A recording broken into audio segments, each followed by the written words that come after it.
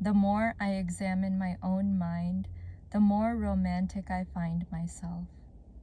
Methinks it is a noble spirit of contradiction to fate and fortune, not to give up those that are snatched from us, but to follow them with warmer zeal, the further they are removed from the sense of it.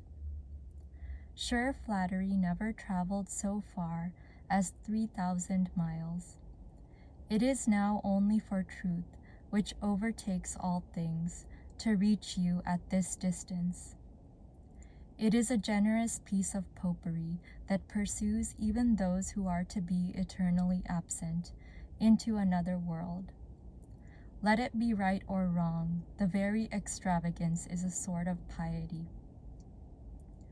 I cannot be satisfied with strewing flowers over you and barely honoring you as a thing lost, but must consider you as a glorious though remote being, and be sending messages and prayers after you. You have carried away so much of my esteem that what remains of it is daily languishing and dying over my acquaintance here, and I believe, in 3 or 4 months more, I shall think 𝒆𝒗𝒆𝒏𝒕𝒊𝒂𝒍 as good a place as Covent Garden.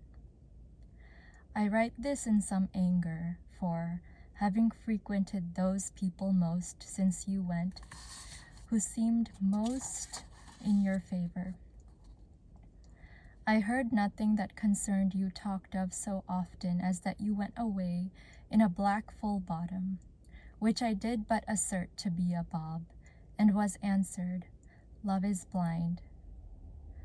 I am persuaded your wig had never suffered the criticism, but on the score of your head and the 2 fine eyes that are in it.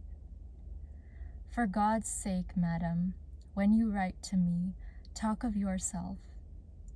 There is nothing I so much desire to hear of. Talk a great deal of yourself, that she who I always thought talked best may speak upon the best subject. The shrines and relics you tell me of no way engage my curiosity. I had 10 times rather go on pilgrimage to see your face than St. John Baptist's head. I doubt not but I shall be told when I come to follow you through those countries, in how pretty a manner you accommodated yourself to the customs of the true believers.